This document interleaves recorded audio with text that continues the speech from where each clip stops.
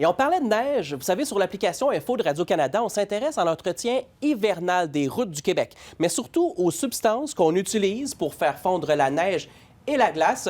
C'est notre reporter numérique Éric Duhamel qui s'est intéressé à la chimie qui se cache derrière cette pratique. Éric, concrètement, qu'est-ce qu'on épand sur les routes? Bien, s'il fait entre 0 et moins 10 degrés Celsius, c'est du chlorure de sodium, donc du sel qu'on va appliquer sur les routes. Mais s'il fait un peu plus froid, on va plutôt utiliser du chlorure de calcium parce que cette substance, elle est efficace jusqu'à une température qui peut atteindre moins 15 ou moins 20 degrés Celsius. Et pour en savoir un peu plus sur les sels de voirie, j'ai été rencontrer le professeur Normand Voyer de l'Université Laval. Le fameux chlorure de sodium, le NaCl, ça brise les liaisons entre les molécules d'eau qui se maintiennent ensemble. Ça permet de faire fondre la glace à une température plus basse que la température usuelle, qui est 0 degré Celsius.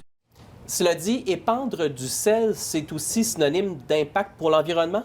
Parce que le problème, c'est qu'au printemps, les sels vont se retrouver dans les lacs qui sont situés à proximité des routes. Et ce qu'on observe dans les dernières années, c'est que la concentration en chlorure, elle devient de plus en plus élevée.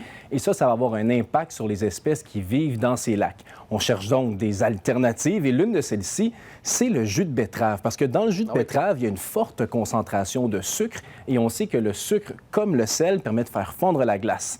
J'ai mené ma petite expérience avec le professeur Voyer et je vous présente le résultat en accéléré. Voilà. Là, on verse le chlorure. Le sel, le sucre. C'est parti.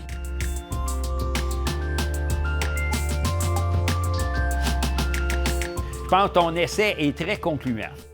C'est vrai?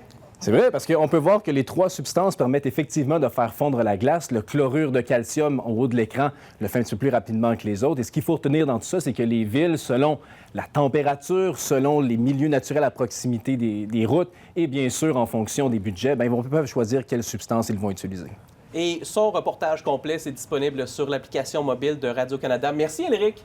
Bonne soirée.